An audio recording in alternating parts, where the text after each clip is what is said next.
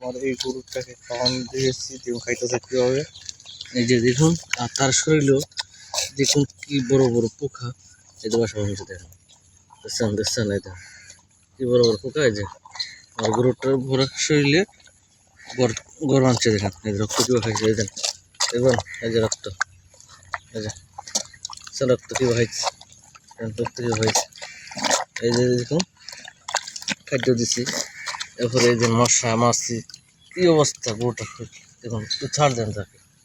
এই যে সবাই ভিডিওটা দেখবেন, ভালো লাগলে শেয়ার করবেন। দেখি আরো আছে কিনা।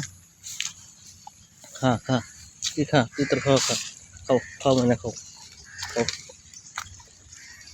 দেখি আর আছে কিনা।